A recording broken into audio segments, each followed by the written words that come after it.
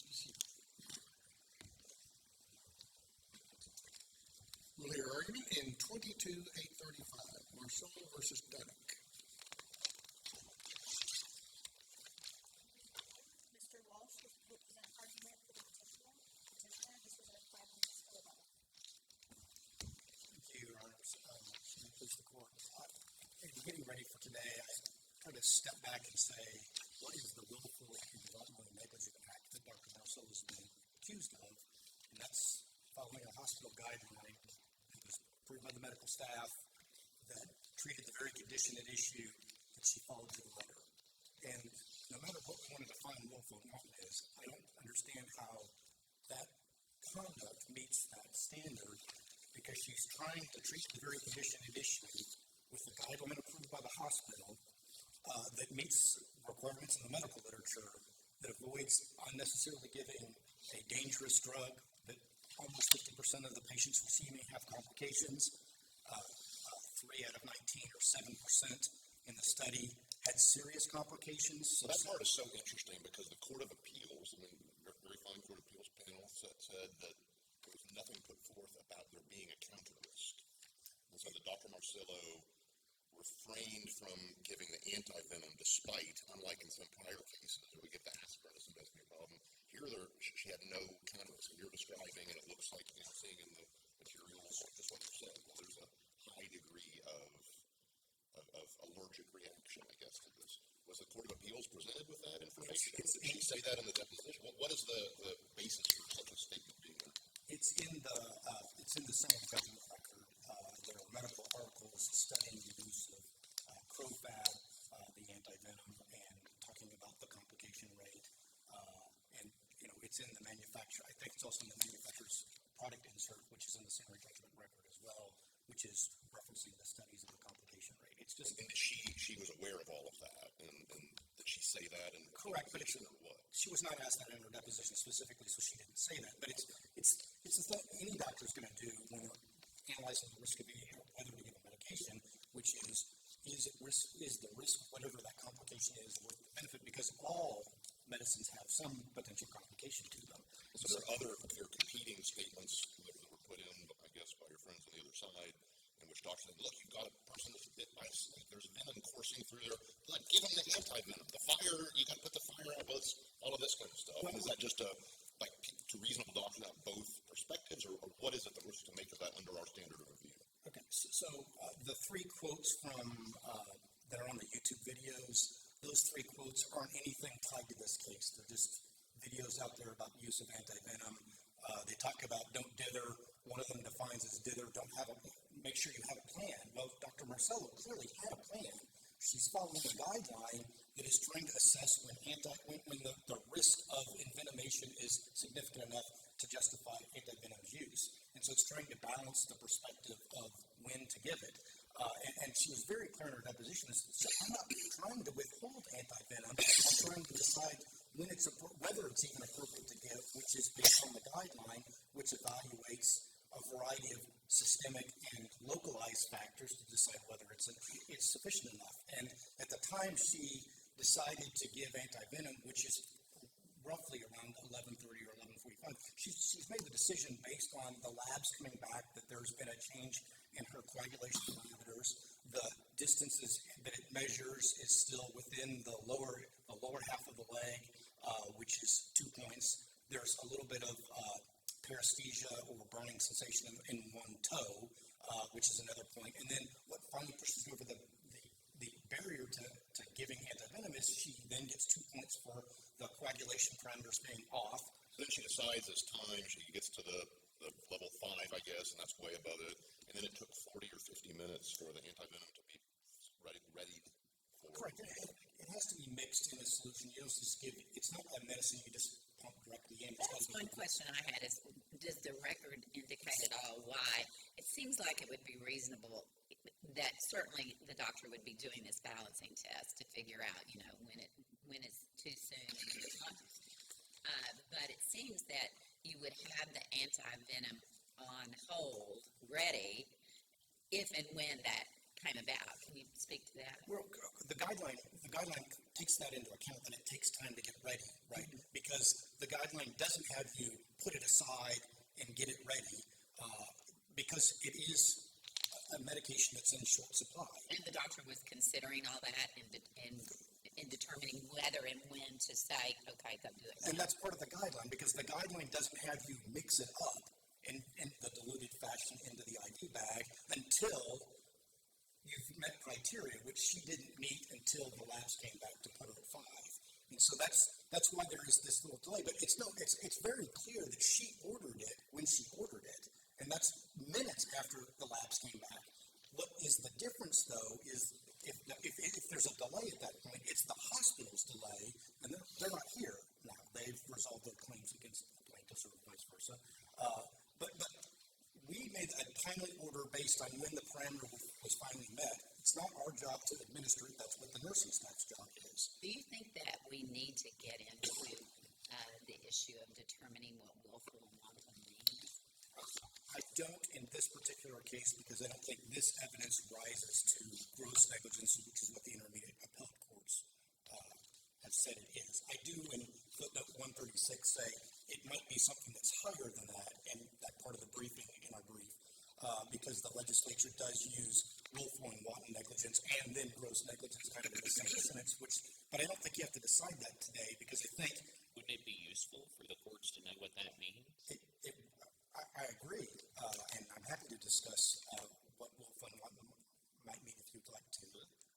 And so I go back to, if you go back to common law or Black's Law Dictionary, willful and wanton kind of meant what we define gross negligence as. And so if the legislature is using willful and wanton and gross negligence together, they must mean it's something above that. And so willful being quasi-intentional, wanton being malicious, it would be quasi-intentional malicious conduct. I think just by using the definitions of those words, which would Why be... is it quasi-intentional? Because willful, at least according to the definitions that I read and put in our brief, I don't think it always means full-fledged intentional, as we would use in penal law. I intend this to happen.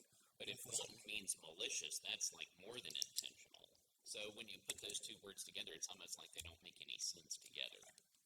I didn't... If those are the definitions you're giving, because one is maybe a little less than intentional, and one is way more than intentional. Well, so how can it be both? Well, see, I think malicious is more in mean-spirited. I have an evil will. I want harm to come to you. Right.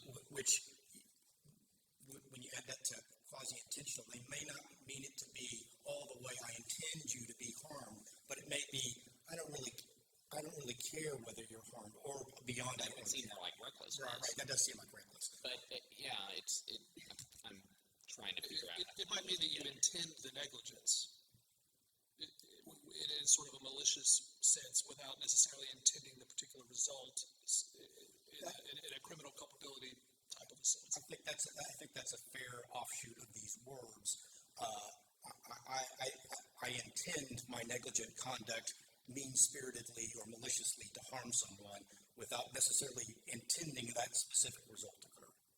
I think that would be a fair use of those terms. And if you zoom out a little bit from focusing just on those three words to the context of the statute, that this is not generally applicable, it directs itself to emergency room where there are very high stakes. There is a lot of risk just by definition. I mean, doesn't that sort of support the argument that it is a different, higher standard?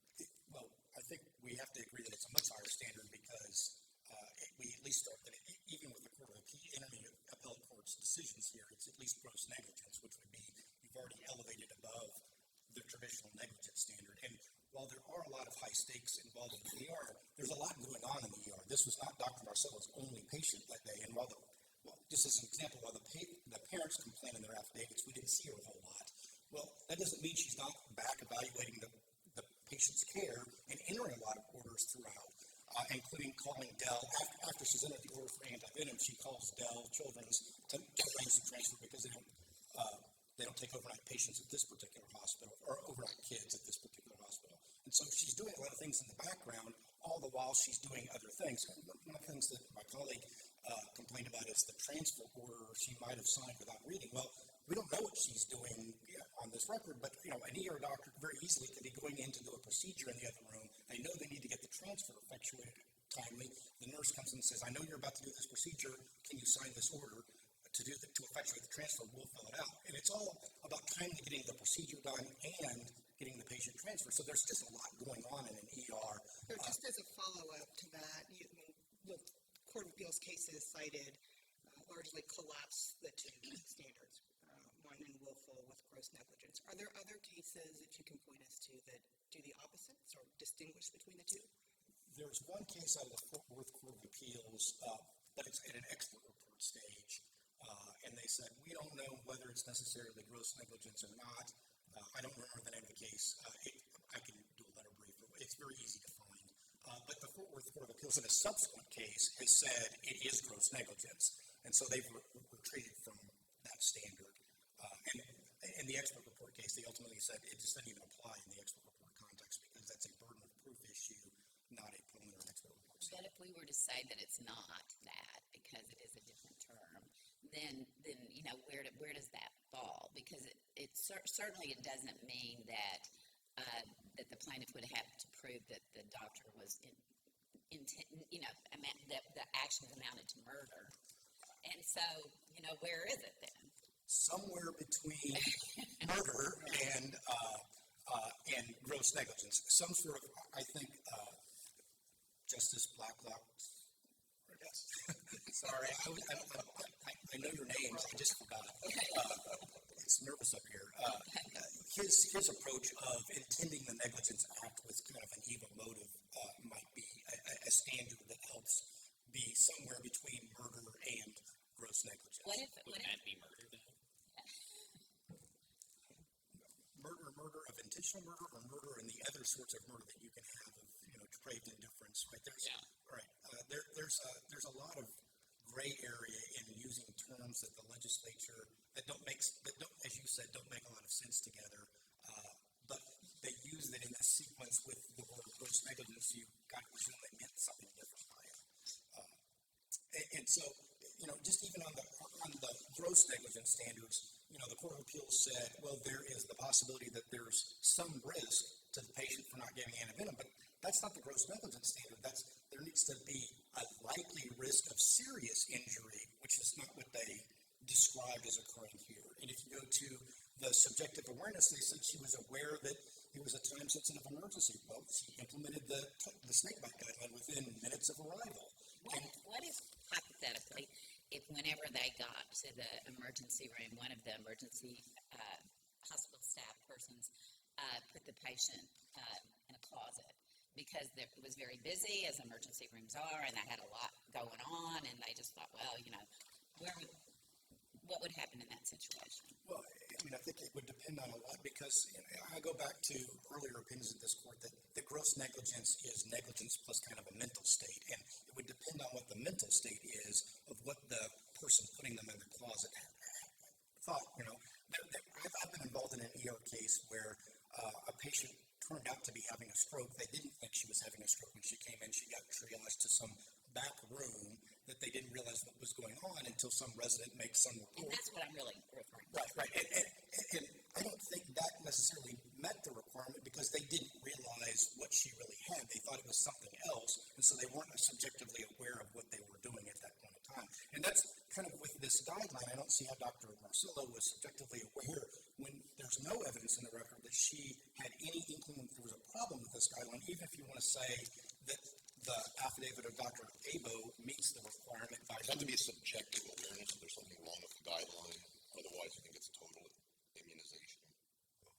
Well, there's something wrong with what you're doing because she's treating the condition in a time-sensitive manner like it's required, and she's following a guideline for the very condition at hand. At least in this setting, following this guideline that she's implemented within minutes of seeing the patient, I think she's treating it as a time-sensitive emergency with a guideline that... We could say that all, and she could prevail in this appeal without us saying that any guideline that a hospital writes, without us, for example, providing an incentive to make protocols or guidelines that are so broad and amorphous and useless, but that, well, you know, it's consistent with the guidelines. How could that be something that could be, you know, just a matter of law? We're done. And that's our footnote that we have, the lone footnote that we have about that. And we don't want to take a position about violating a guideline or not violating a guideline is or is not negligence or is not gross negligence. Just in this setting, there's no evidence that there's anything wrong with this guideline that she was aware of, so how can that be the subject of awareness component? And then even on the conscious indifference,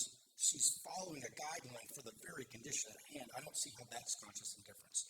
And I got 10 seconds. I only want to say one thing, and that's about the oral argument exhibit in front of you.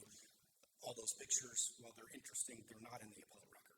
Do you flee from them though? Supposing they were. What difference is it? Well, I don't flee from them. In fact, I think it's Exhibit 5 or Exhibit 6, the second to last picture shows there's a marking at 11:30, but by 11:30, Dr. Marsillo's already ordered repeat labs. She's getting the repeat labs minutes later, and then she's entering the order for anti-venom, and it's still below the knee when that marking is made. So she's doing a lot of stuff right around that time to elevate the care to something higher. Any other questions? Thank you, Mr. Walsh. We'll hear from the respondent. May it please the court, Mr. Turner will present argument for respondents. May it please the court, justices.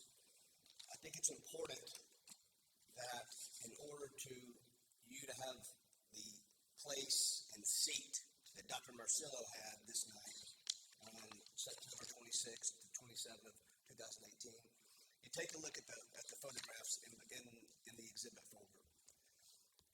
This is a case where the father brings in the dead snake to verify to the medical staff, hey, this is not a yard snake, it's not a rat snake, this is a venomous snake, and my child just got bit by it. Second pictures show. Is your suggestion that this doctor didn't take this seriously? Because I didn't get that from reading through all of it. Well, I hope that you got from it, Your Honor, the fact that it's very clear by looking at the photographs, and this goes to the subjective awareness of Dr. Marsillo, that if you look at exhibit number 2 and exhibit number 3, you can see the fang marks. You can see that this little girl has been envenomated by the snake. But did she do anything to indicate that she was ignoring that or didn't know that? Yes. What? She allowed it to go all the way up the little girl's leg. But isn't that what the protocol requires for maybe not going all the way to the leg, but it requires saying even when I'm not doubting it was a rattlesnake. I can see the puncture mark. I can see the venom went in there. I know that but 50% of the people that take the anti-venom will have reactions that might be worse than seeing if maybe this isn't goes as far badly as well. Why is that something that is evidence of willful and wanton negligence? Because, Your Honor, she doesn't have the opportunity to argue outside of other internal injuries that are going on. She has a visual opportunity to watch the venom progress. She understands by her deposition testimony, by the affidavit of our expert, that the only way you stop progression of envenomation or venom in a body is to provide antivenom. And at 8:24, her foot is as blue and purple as the Oompa Loompas in Charlie's Chocolate Factory. But because of the risks that the antivenom creates, the guidelines provide that the doctor should be careful to make sure that this is going to progress to the point that it's worth the risk of giving the antivenom. I understand what you're saying, but I disagree because I think that, first of all, this is a hospital guideline. It's not our guideline. It's not a big... But it's a guideline. Fair enough. It certainly goes to wanton and willful if you're following the guideline. It does, but where the guidelines shouldn't even be into place is because it has taken away the doctor's independent duty to evaluate what's in front of them. I'm thinking, if I get diagnosed with cancer, a doctor prescribes chemo knowing it's going to cause me harm. But they weigh willful and wanton imposition of harm on me by giving me chemo. Right. No doubt. But if they withhold that, know it. Okay, and so then turns out I have, 3-4 rounds of chemo, and now my immune system is so low that the doctor thinks, boy, I'm not sure he can handle another round right now. We're going to hold off because his immune system's so low. Well, the doctor absolutely knows that's going to put me at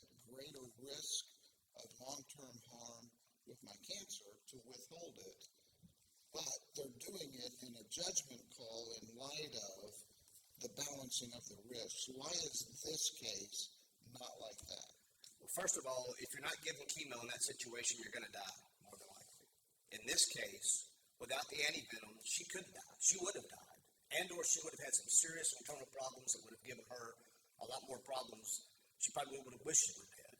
So, with the physician's knowledge and her understanding that, hey, the only way I can stop this progression of this venom going through her body is to give antivenom, it's clear from Exhibit 3 and 4 that it's slowly creeping up her body. So the doctor has a subjective awareness. Hey, I'm sitting here looking at this foot turn purple. Now I see her calf going purple. Now I see her knee disappearing, and now it's up in her groin. Oh, I better give it to her. If this had all gone a little bit differently, and the doctor had administered the antivenom early in violation of the guidelines based on her independent judgment, and then there had been severe complications, side effects from the antivenom, you'd be here with the guidelines as the centerpiece of your case saying, obviously this was negligent and willful and all these other things because she didn't follow what it said and then it turned out not to work. And this is, either way, this is Monday morning quarterbacking of a situation that is emergent, and you've got your observation, you've got your guidelines, you've got to make a decision. I mean, I'm trying to figure out why this wouldn't be summary judgment against you on simple negligence as opposed to willful and wanton, deliberate, malicious indifference to what's going to happen to this person. I mean, that is, it's hard for me to wrap my head around where you're coming from. And so I can't imagine a situation where a snake is brought in where it's clear that my child has been bitten by a snake, and I'm sitting here watching this venom creep up her body to her heart. Right, but the whole point is that the antivenom is not a magic wand. No, these drugs have side effects. They have other things can happen, and that's why you have some doctors are more aggressive than others in terms of the way that they administer drugs and treat people, and that's. How is it that she would not be justified when it's clear that she had been bitten by a snake? How would she not be justified in providing antivenom? Is the protocol not premised on the idea that they know that it was actually a snake that bit? Say that again. The protocols, the 5.5 hours on the label, I don't think that that's on the assumption that the patient is lying or mistaken. It's on the assumption that, yes, you have venom in you, but there's a real downside to too quickly being given the antivenom. If it's clearly known, and Dr. Marsillo identifies the minute she came in that she saw signs of envenomation, she should have immediately started. Dr. Marsillo denied that. Did she say, no, I don't think there's any venom? Of course not. Of course not. So my point is, the protocol accepts your premise and nonetheless says you should wait. Now, I'm not a doctor, and I don't think that you are either. We're not here to say whether the protocol is exactly right. Our legal job is to say whether this is willful and wanton. And that standard, I mean, maybe it's, Steve Martin in Little Shop of Horrors, the crazy dentist with a talent for causing pain. Maybe it's not much less than that, but I'm not sure how we get to the point where someone who's following something that the medical literature supports, even if there are experts who disagree, have a different, how as a matter of law can we get to the point where there's a fact question about willfulness and wanton? Because I think you have to look at these specific set of facts, and the photos tell the story. A picture's worth 1,000 words, they say. When a child is envenomated, it has to stop. And the only way you can stop it is to give antivenom. And you think you can prove not just that she screwed it up, the doctor, but that she screwed it up on purpose and just didn't care? Listen, I'm not saying that Dr. Marsillo is not a great doctor or that she didn't care. No, I'm not saying that. But Isn't that the standard? No, I think that she had a lack of concern for this particular patient, and she admits that she didn't even make any of these marks on Rainey. Okay, she didn't make any of those markings. Those are all done by the nurses. So as far as I'm concerned, I don't know when she could make them if they were done by the nurses. And I'm not saying that she had to. I'm just saying that I'm going towards her state of mind. I'm dealt with having to deal with this two-pronged standard under gross negligence, and part of that you evaluate someone's state of mind. And so when I look at those photographs, and I think when a jury were to look at these photographs, they would see, yeah, this little girl got envenomated. Why wasn't she provided with antivenom immediately? So let's say if you had a situation where a patient is presented to a doctor and has gone through some type of surgery and afterwards is having some type of reaction, and the doctor believes that if the patient doesn't get a certain drug, say a certain antibiotic, that the patient will die. But also, because the doctor has known this patient for years, knows that the patient is allergic to that particular antibiotic, but it's the only thing that will cure this. Are you saying that that would be willful and wanton because they administered that antibiotic? Honestly, probably not. And so, isn't that and I know that argues against my point, but I think your hypothetical set of facts don't take into consideration medical conditions that are open, clearly, and obvious. Okay, I don't know your hypothetical, how deep it goes, but I can tell you that the benefit of this case is you can see for yourself just what Dr. Marsillo saw. That this leg was normal, or not normal, it had a fat purple foot, and it got worse. That is clearly different from a chemotherapy type situation, perhaps, where cancer is internal, or you've got maybe another hypothetical where you've got internal problems. This is clear, open, and obvious, and if she knows that the only way to stop venom from progressing through the body is to provide antivenom, then why didn't she do it? Why did she neglect to do that? Maybe she was concerned about the old thing, the operation was a success. The patient died. We give the antivenom and there's anaphylactic shock or something, and she has a serious reaction, and the patient dies. I think that's a careless way to provide medical care. She has an independent duty to act on her own medical education, her own skill, experience, training, whatever the expert stuff is. She has those obligations to evaluate a patient. Yes, I suppose you could say she can definitely address the venom. The operation success. We stopped that venom. Unfortunately, because of the risks of antivenom, the patient died. How is that something? Do doctors not have an obligation to weigh the entire? Is this Justice Boyd's hypothetical? Or do you have to look at the whole? I could argue both sides of that, Judge. I mean, I think it's like when you have a pregnant woman, you save the wife, or you save the lady, you save the baby. And I mean, that's a tough situation to be in. But had Dr. Marsillo provided the proper and timely administration of antivenom when it was in her foot, and it wouldn't have progressed, Rainey wouldn't have permanent problems now. And that's why it hits the gross negligence standard. I don't like the standard. I think the law is horrible. And I don't know what willful and wanton is, and I don't know if any of you guys do. Could you expound upon that, though? If we were to get into that, what can you offer some help? I don't know if I can, but I can tell you that I think something needs to be cleared up. I think for both sides of the bar, it needs to be cleaned up. And how should we do that? I think that there has to be a more identifiable, clear standard that, yes, should be heightened in an emergency room setting. I'm the plaintiff bar, I get that, but I do agree with that. The way it's written right now is we have to follow under this gross negligence standard. You're asking definitions about willful and wanton. To me, I think willful is probably like a voluntarily purposeful act. I don't think it includes anything about being malicious or intentional. There may be an intentional element to the word willful, but in my situation, in this case, I believe that Dr. Marsillo voluntarily chose to follow a guideline that wasn't written by her in exchange of using her own intelligence and her own education and her own training to see that venom was leaving the foot of this little girl and going up to her girl. So the way the Court of Appeals described it is that you've got to show that the doctor, acted in a way that demonstrated she did not care about the consequences. Say that one more time. Acted in a way that demonstrated that she did not care about the consequences. Right.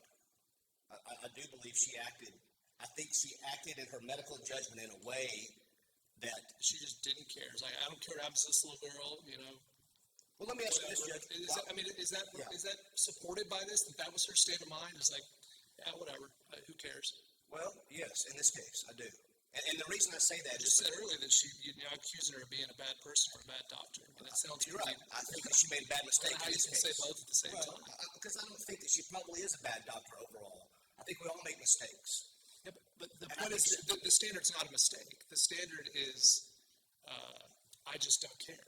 Right. And why would she wait 4 hours if she cared, knowing that she was not going to be able to admit this little girl into the hospital? Because she's worried that if she doesn't follow the guidelines and something goes wrong, you're going to sue her. Okay. That's why. Even though that I brought in the dead snake to show her that, and that she can see for herself that the venom is going through her leg up to her heart, it's clear, Your Honor, that little girl should have gotten anti-venom the minute she got in there to stop any progression, despite Maybe so. It's very clear in hindsight, and it's awful that this wasn't handled in a way that resulted in a better result for this girl. But I don't think there's any quarterbacking is not even what we ought to be doing in a negligence case, much less a case about willful and wanton negligence. So in that scenario, with the snake being provided, how is it that Dr. Marsillo would not be able to understand that, okay, we're dealing with a venomous snake. We see here that she's been envenomated. I agree in her deposition testimony.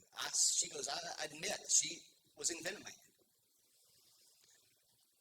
If that snake had been brought in and she sees clear signs of envenomation upon presentation to the emergency room, and she gives anti-venom and then something adverse happens, there is no way in the world that she would be successful at the summary judgment stage, because any reasonable-minded individual would say, hey, this girl got bit by a rattlesnake, she's got signs of envenomation, and we better give her anti-venom, despite the costs.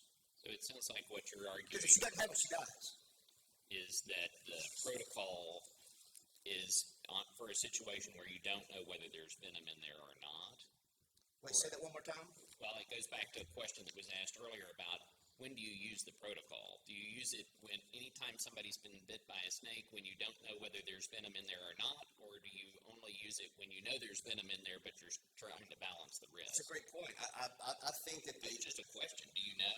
I don't know, but I suspect that the whole purpose of the guideline was for people aren't smart enough to bring in the dead snake. They always taught us early on in small towns, hey, you get bit by a snake, take it in so you can show them. I think those guidelines are put into place as a layer of protection. Hey, we don't want to give anti-venom to somebody that wasn't bit by a rattlesnake. And so Maybe it was bit by a rattlesnake, but it had just bit somebody else, something else, so it didn't have any venom left. That could happen too, right? It very well could, but not in this case. And you can tell by the photographs. I think that's pretty clear. Are the photographs in the record? Yes. Okay, because your counsel on the other side said they're not. I just remember, I can't imagine that would be the case. If there was filing issues, then perhaps there were, but I can assure you that those are Exhibit 1, 2, 3, 4, and 5 in all of my cases, or this case. But I've got 2 minutes left. Another thing that I would throw to the court is how, by the doctor relying on a guideline that's provided to her by the hospital, not the corporate practice of medicine. Federal law not require hospitals to have these. I'm not aware of that. In the briefs, are they wrong when they say that in order for a hospital to be able to participate in Medicare, I think it's like that, they must have not just this guideline, but many sorts of guidelines. I just think that when a doctor chooses to follow a guideline that's provided to her instead of using her own independent medical judgment, then there's some issues. That'd sure take a long time. I mean, if you're going to go and read all the studies yourself and all of that, instead of relying on people who are experts in this particular condition to write guidelines you can follow, would that be willful and wanton if you're going to say, well, hold on, I got to go to the library and look all this stuff up? And The whole notion of a medical malpractice case usually is that there is a standard of care that exists apart from the doctor's judgment, against which the doctor's judgment might need to be judged in a negligence case. And I hear you be saying it's always just whatever the doctor decides. I mean, in a different sort of a case, these guidelines might be put forward by some expert as the standard of care, or some other standard of care might be put forward by some expert as the standard of care, and then we'd say, well, the doctor didn't follow the standard of care.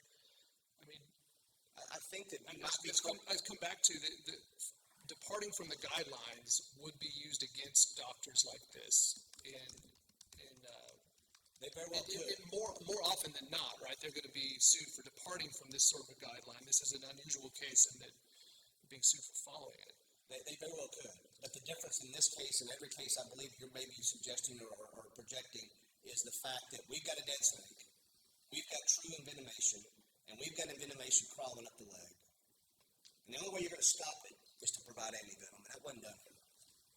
And I think her subjective awareness by watching this foot turn purple and her knee disappearing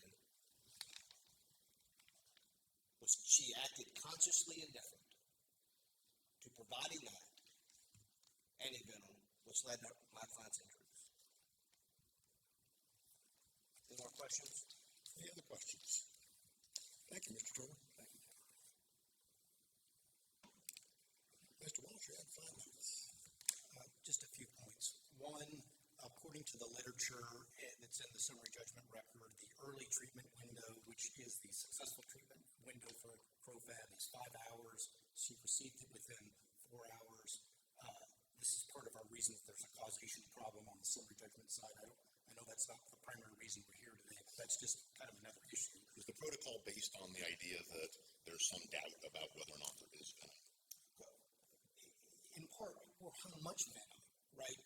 Even if it's not a completely dry bite, to use Justice Busby's example, it might be just a partial, as opposed to a full amount of venom. And so it might only go so far, and you might not need to give her venom, right? So if she doesn't progress along the guideline to warrant antivenom, what's going to happen is she's going to get sent home, and she's going to have elevate your leg and that sort of stuff, and not get antivenom. And she's just going to go home. She's not going to get admitted to Dell and be observed. The only reason she gets admitted is because she ends up meeting criteria, and you don't know that until you meet the criteria.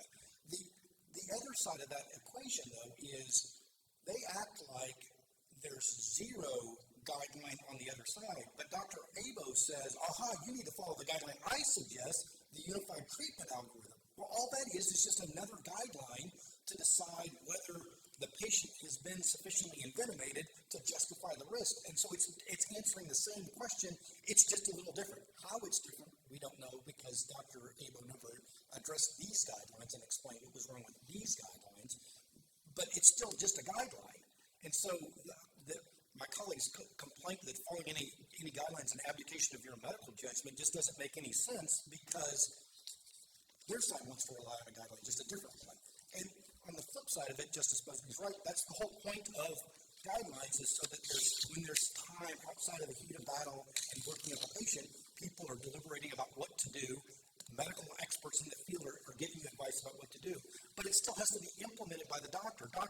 Dr. Marsillo, in this case, had to say, it's a snake bite. I want to implement the snake bite guideline. And then what are the orders from that guideline do I want to do? And she did all the orders that she wanted to do. And that's all part of her exercising her independent medical judgment. And there was the question about whether the guideline is just for venomous snakes. And to be clear, if you look at the guideline, it has type of snake, copperhead, rattlesnake, moccasin, cottonmouth, unknown, non-poisonous, coral. So it does include them all, in which Dr. Marsillo or the nurse wrote diamondback 5 buttons, whatever that means. That's how long the rattle is. Yeah, okay. And then one other thing, there was a complaint about Dr. Marsillo didn't do the markings. The guideline itself says that the area of the size of the bite is supposed to be assessed every 30 minutes thereafter in the nursing notes. So even the guideline itself contemplates that is the doctor's going to order it and the nurses are going to carry it out. And so whether it's a diamondback being brought in or not, the guideline doesn't care, because it's taking into account all snakes, and in particular all venomous snakes. We know that if it's a coral snake, that makes a difference, because it doesn't do coral snakes, but that's not going to be very likely in Texas. So it's accounting for snakes that we have in this area. The last point I'd like to make, and give you some time back, is I've made all those points. Never mind. Unless you have questions. Any other questions? Thank you, Counselor. Case is submitted. That concludes the arguments in the cases section this morning, and we'll